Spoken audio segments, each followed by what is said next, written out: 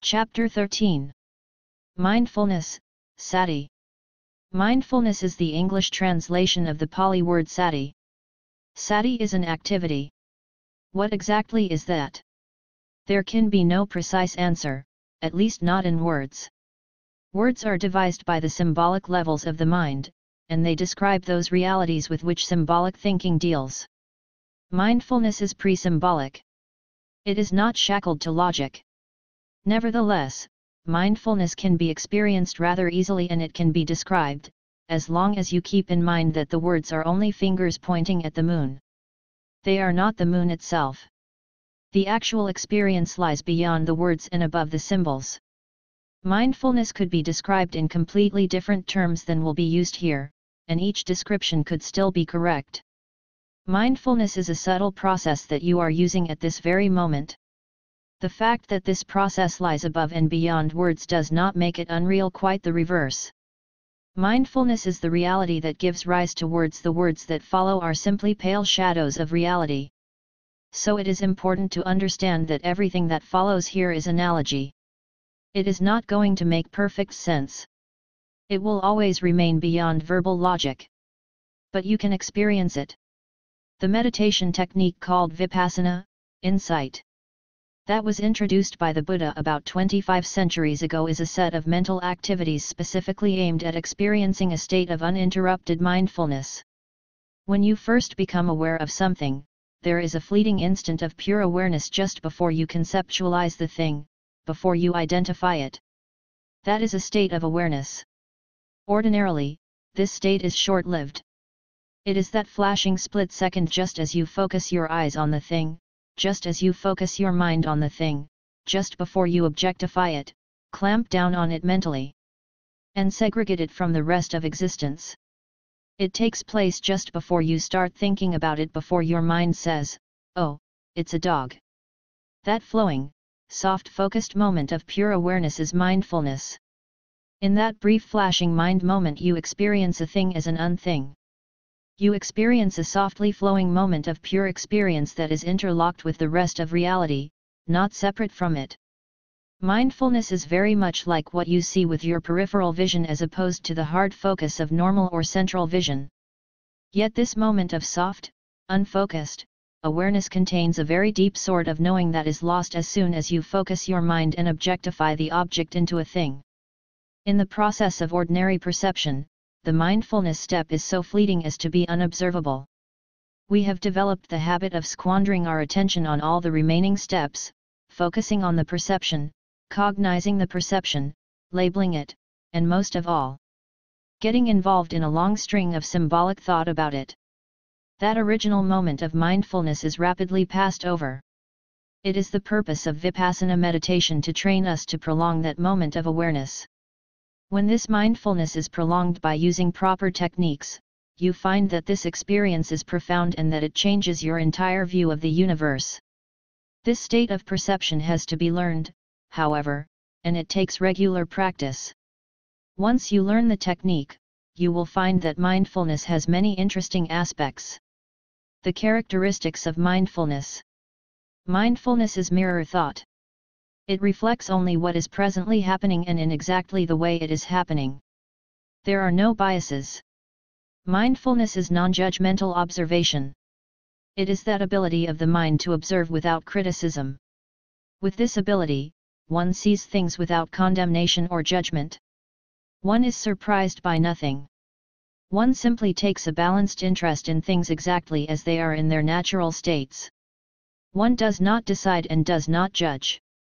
One just observes. Please note that when we say, one does not decide and does not judge, what we mean is that the meditator observes experiences very much like a scientist observing an object under a microscope without any preconceived notions, only to see the object exactly as it is. In the same way the meditator notices impermanence, unsatisfactoriness, and selflessness. It is psychologically impossible for us to objectively observe what is going on within us if we do not at the same time accept the occurrence of our various states of mind. This is especially true with unpleasant states of mind. In order to observe our own fear, we must accept the fact that we are afraid. We can't examine our own depression without accepting it fully. The same is true for irritation and agitation, frustration, and all those other uncomfortable emotional states. You can't examine something fully if you are busy rejecting its existence. Whatever experience we may be having, mindfulness just accepts it.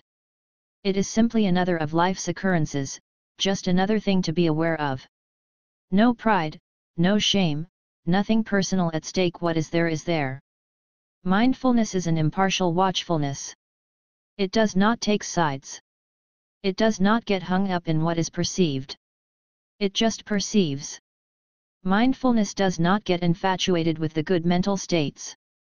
It does not try to sidestep the bad mental states. There is no clinging to the pleasant, no fleeing from the unpleasant. Mindfulness treats all experiences equally, all thoughts equally, all feelings equally. Nothing is suppressed. Nothing is repressed. Mindfulness does not play favorites. Mindfulness is non-conceptual awareness. Another English term for Sati is bare attention. It is not thinking.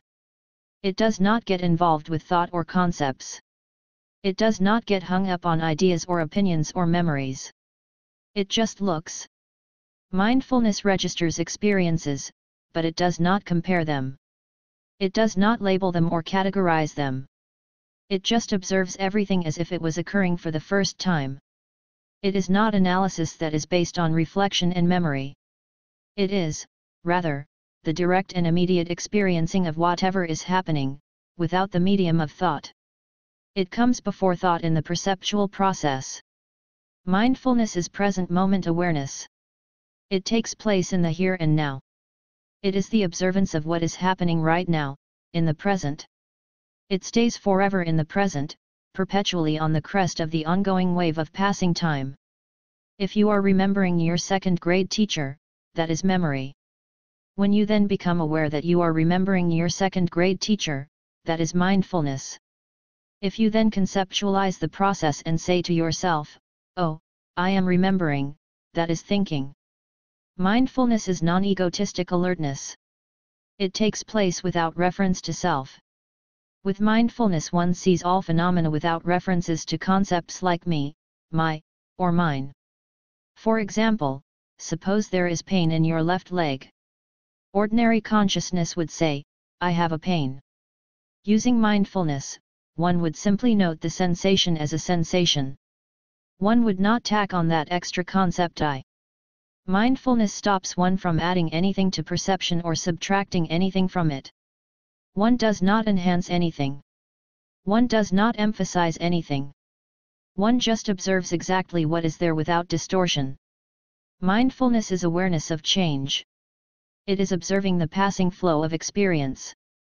It is watching things as they are changing. It is seeing the birth, growth, and maturity of all phenomena. It is watching phenomena decay and die. Mindfulness is watching things moment by moment, continuously. It is observing all phenomena, physical, mental, or emotional, whatever is presently taking place in the mind. One just sits back and watches the show. Mindfulness is the observance of the basic nature of each passing phenomenon. It is watching the thing arising and passing away. It is seeing how that thing makes us feel and how we react to it. It is observing how it affects others. In mindfulness, one is an unbiased observer whose sole job is to keep track of the constantly passing show of the universe within. Please note that last point. In mindfulness, one watches the universe within. The meditator who is developing mindfulness is not concerned with the external universe. It is there, but in meditation, one's field of study is one's own experience, one's thoughts, one's feelings, and one's perceptions. In meditation, one is one's own laboratory. The universe within has an enormous fund of information containing the reflection of the external world and much more. An examination of this material leads to total freedom. Mindfulness is participatory observation. The meditator is both participant and observer at one and the same time. If one watches one's emotions or physical sensations, one is feeling them at that very same moment. Mindfulness is not an intellectual awareness. It is just awareness. The mirror thought metaphor breaks down here. Mindfulness is objective, but it is not cold or unfeeling. It is the wakeful experience of life, an alert participation in the ongoing process of living. Mindfulness is extremely difficult to define in words, not because it is complex, but because it is too simple and open. The same problem crops up in every area of human experience. The most basic concept is always the most difficult to pin down. Look at a dictionary and you will see a clear example. Long words generally have concise definitions, but short basic words like the and be can have definitions a page long. And in physics, the most difficult functions to describe are the most basic, those that deal with the most fundamental realities of quantum mechanics. Mindfulness is a pre-symbolic function. You can play with word symbols all day long and you will never pin it down completely. We can never fully express what it is. However, we can say what it does. 3 fundamental activities. There are 3 fundamental activities of mindfulness. We can use these activities as functional definitions of the term. A. Mindfulness reminds us of what we are supposed to be doing. B. It sees things as they really are, and C. It sees the true nature of all phenomena. Let's examine these definitions in greater detail. Mindfulness reminds you of what you are supposed to be doing. In meditation, you put your attention on one item. When your mind wanders from this focus, it is mindfulness that reminds you that your mind is wandering and what you are supposed to be doing. It is mindfulness that brings your mind back to the object of meditation. All of this occurs instantaneously and without internal dialogue. Mindfulness is not thinking. Repeated practice in meditation establishes this function as a mental habit that then carries over into the rest of your life. A serious meditator pays bare attention to occurrences all the time, day in, day out, whether formally sitting in meditation or not. This is a very lofty ideal toward which those who meditate may be working for a period of years or even decades. Our habit of getting stuck in thought is years old. And that habit will hang on in the most tenacious manner. The only way out is to be equally persistent in the cultivation of constant mindfulness. When mindfulness is present, you will notice when you become stuck in your thought patterns. It is that very noticing that allows you to back out of the thought process and free yourself from it. Mindfulness then returns your attention to its proper focus. If you are meditating at that moment, then your focus will be the formal object of meditation. If you are not in formal meditation, it will be just a pure application of bare attention itself, just a pure noticing of whatever comes up without getting involved. Ah, this comes up, and now this, and now this, and now this. Mindfulness is at one and the same time both bare attention itself and the function of reminding us to pay bare attention if we have ceased to do so. Bare attention is noticing. It re-establishes itself simply by noticing that it has not been present. As soon as you are noticing that you have not been noticing, then by definition you are noticing and then you are back again to paying bare attention. Mindfulness creates its own distinct feeling in consciousness. It has a flavor. A light, clear, energetic flavor. By comparison, conscious thought is heavy, ponderous, and picky. But here again, these are just words. Your own practice will show you the difference. Then you will probably come up with your own words and the words used here will become superfluous. Remember, practice is the thing. Mindfulness sees things as they really are. Mindfulness adds nothing to perception and it subtracts nothing. It distorts nothing. It is bare attention and just looks at whatever comes up.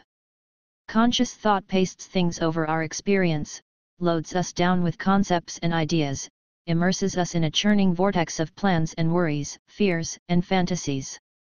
When mindful, you don't play that game. You just notice exactly what arises in the mind, then you notice the next thing. Ah, this, and now this. It is really very simple. Mindfulness sees the true nature of all phenomena. Mindfulness and only mindfulness can perceive that the 3 prime characteristics that Buddhism teaches are the deepest truths of existence. In Pali these 3 are called anicca, impermanence, dukkha, unsatisfactoriness, and anatta, selflessness, the absence of a permanent, unchanging entity that we call soul or self. These truths are not presented in Buddhist teaching as dogmas demanding blind faith. Buddhists feel that these truths are universal and self-evident to anyone who cares to investigate in a proper way. Mindfulness is that method of investigation. Mindfulness alone has the power to reveal the deepest level of reality available to human observation. At this level of inspection, one sees the following. A. All conditioned things are inherently transitory. B. Every worldly thing is, in the end, unsatisfying, and C. There are really no entities that are unchanging or permanent, only processes. Mindfulness works like an electron microscope. That is, it operates on so fine a level that one can actually directly perceive those realities that are at best theoretical constructs to the conscious thought process. Mindfulness actually sees the impermanent character of every perception. It sees the transitory and passing nature of everything that is perceived. It also sees the inherently unsatisfactory nature of all conditioned things. It sees that there is no point grabbing onto any of these passing shows. Peace and happiness cannot be found that way. And finally, mindfulness sees the inherent selflessness of all phenomena. It sees the way that we have arbitrarily selected a certain bundle of perceptions, chopped them off from the rest of the surging flow of experience, and then conceptualized them as separate, enduring entities. Mindfulness actually sees these things. It does not think about them, it sees them directly. When it is fully developed, mindfulness sees these three attributes of existence directly, instantaneously, and without the intervening medium of conscious thought. In fact, even the attributes that we just covered are inherently unified. They don't really exist as separate items. They are purely the result of our struggle to take this fundamentally simple process called mindfulness and express it in the cumbersome and inadequate thought symbols of the conscious level. Mindfulness is a process, but it does not take place in steps.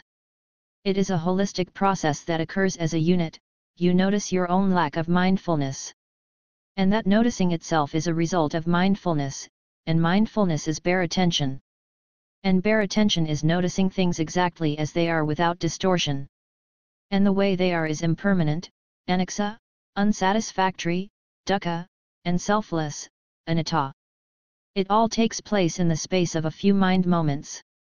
This does not mean, however, that you will instantly attain liberation, freedom from all human weaknesses, as a result of your first moment of mindfulness. Learning to integrate this material into your conscious life is quite another process. And learning to prolong this state of mindfulness is still another.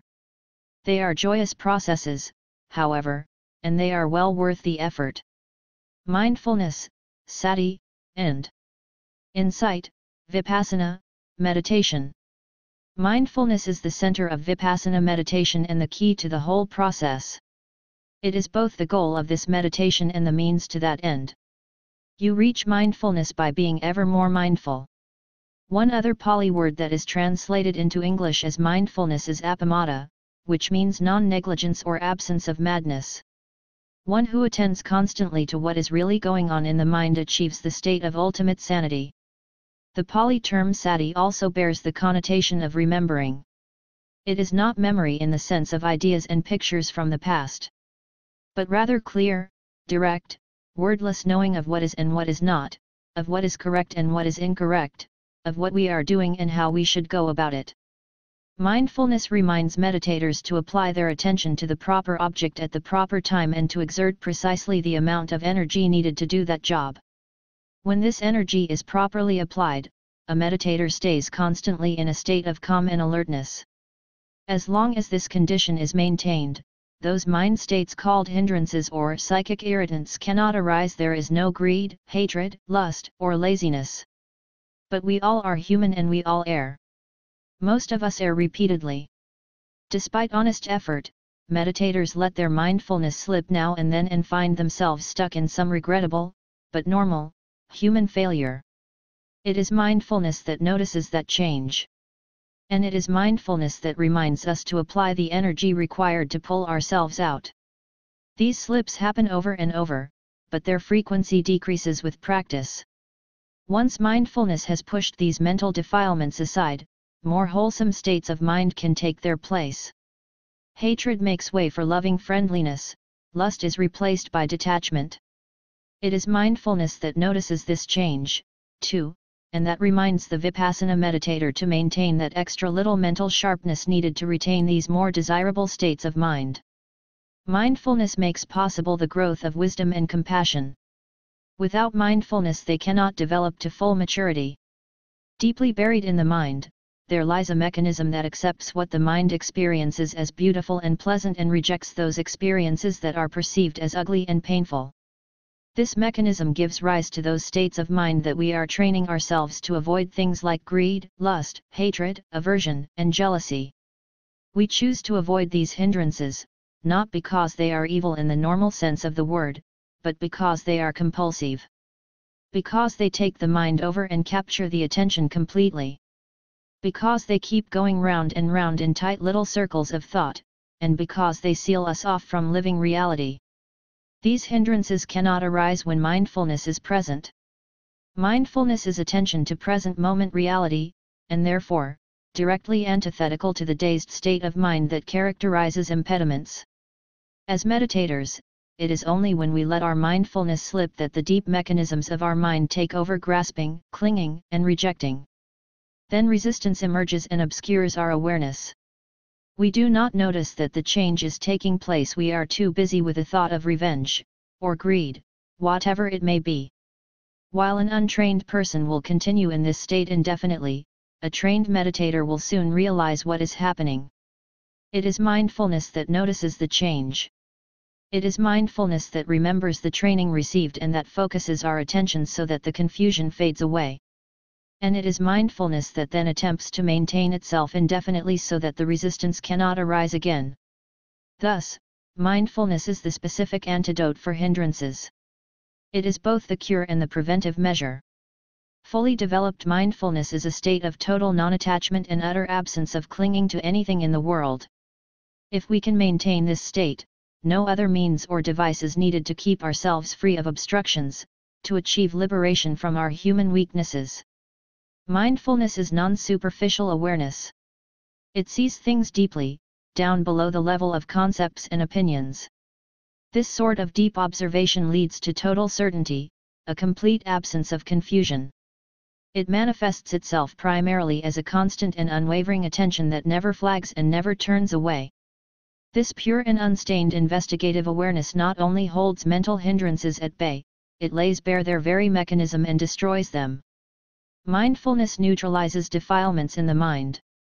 The result is a mind that remains unstained and invulnerable, completely undisturbed by the ups and downs of life. Chapter 14. Mindfulness versus concentration. Vipassana meditation is something of a mental balancing act. You are going to be cultivating two separate qualities of the mind: mindfulness and concentration. Ideally, these two work together as a team. They pull in tandem, so to speak. Therefore, it is important to cultivate them side by side and in a balanced manner. If one of the factors is strengthened at the expense of the other, the balance of the mind is lost and meditation impossible. Concentration and mindfulness are distinctly different functions. They each have their role to play in meditation, and the relationship between them is definite and delicate. Concentration is often called one-pointedness of mind. It consists of forcing the mind to remain on one static point. Please note the word force. Concentration is pretty much a forced type of activity. It can be developed by force, by sheer unremitting willpower. Once developed, it retains some of that forced flavor. Mindfulness, on the other hand, is a delicate function leading to refined sensibilities. These two are partners in the job of meditation. Mindfulness is the sensitive one. He notices things. Concentration provides the power. He keeps the attention pinned down to one item. Ideally, mindfulness is in this relationship. Mindfulness picks the objects of attention, and notices when the attention has gone astray. Concentration does the actual work of holding the attention steady on that chosen object. If either of these partners is weak, your meditation goes astray. Concentration could be defined as that faculty of the mind which focuses single-mindedly on one object without interruption. It must be emphasized that true concentration is a wholesome one-pointedness of mind. That is, the state is free from greed, hatred, and delusion. Unwholesome one-pointedness is also possible, but it will not lead to liberation. You can be very single-minded in a state of lust. But that gets you nowhere. Uninterrupted focus on something that you hate does not help you at all. In fact, such unwholesome concentration is fairly short-lived even when it is achieved. Especially when it is used to harm others. True concentration itself is free from such contaminants. It is a state in which the mind is gathered together and thus gains power and intensity. We might use the analogy of a lens. Parallel waves of sunlight falling on a piece of paper will do no more than warm the surface. But the same amount of light, when focused through a lens, falls on a single point and the paper bursts into flames. Concentration is the lens. It produces the burning intensity necessary to see into the deeper reaches of the mind. Mindfulness selects the object that the lens will focus on and looks through the lens to see what is there. Concentration should be regarded as a tool. Like any tool, it can be used for good or for ill. A sharp knife can be used to create a beautiful carving or to harm someone. It is all up to the one who uses the knife. Concentration is similar. Properly used, it can assist you towards liberation. But it can also be used in the service of the ego. It can operate in the framework of achievement and competition. You can use concentration to dominate others. You can use it to be selfish. The real problem is that concentration alone will not give you a perspective on yourself. It won't throw light on the basic problems of selfishness and the nature of suffering. It can be used to dig down into deep psychological states. But even then, the forces of egotism won't be understood. Only mindfulness can do that. If mindfulness is not there to look into the lens and see what has been uncovered, then it is all for nothing. Only mindfulness understands. Only mindfulness brings wisdom. Concentration has other limitations, too. Really deep concentration can only take place under certain specific conditions. Buddhists go to a lot of trouble to build meditation halls and monasteries. Their main purpose is to create a physical environment free of distractions in which to learn this skill. No noise, no interruptions. Just as important, however, is the creation of a distraction-free emotional environment.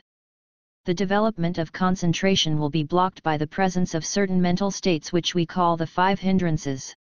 They are greed for sensual pleasure, hatred, mental lethargy, restlessness, and mental vacillation. We have examined these mental states more fully in Chapter 12. A monastery is a controlled environment where this sort of emotional noise is kept to a minimum. No members of the opposite sex are allowed to live together there. Therefore, there is less opportunity for lust. No possessions are allowed. Therefore, no ownership squabbles and less chance for greed and coveting.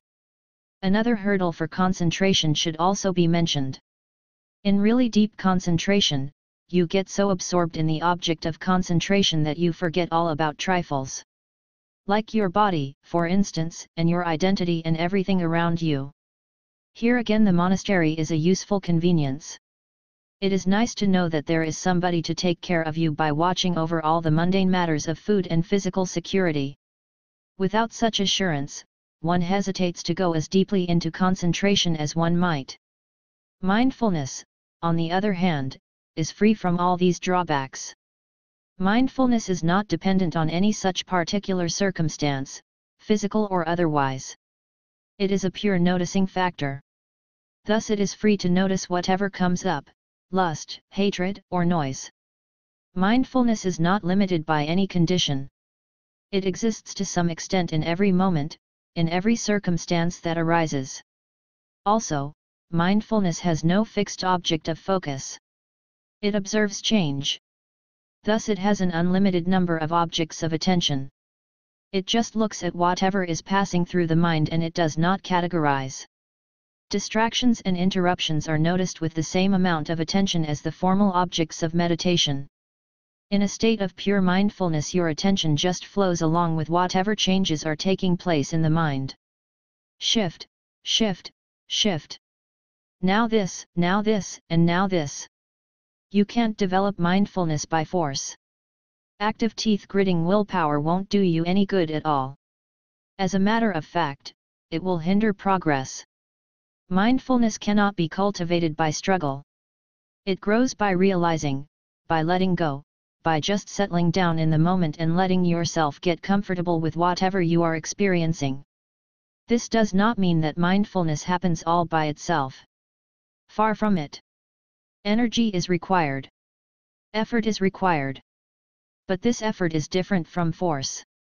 Mindfulness is cultivated by a gentle effort, by effortless effort. The meditator cultivates mindfulness by constantly reminding himself in a gently way to maintain his awareness of whatever is happening right now. Persistence and a light touch are the secrets. Mindfulness is cultivated by constantly pulling oneself back to a state of awareness, gently, gently, gently. Mindfulness can't be used in any selfish way, either. It is no egoistic alertness.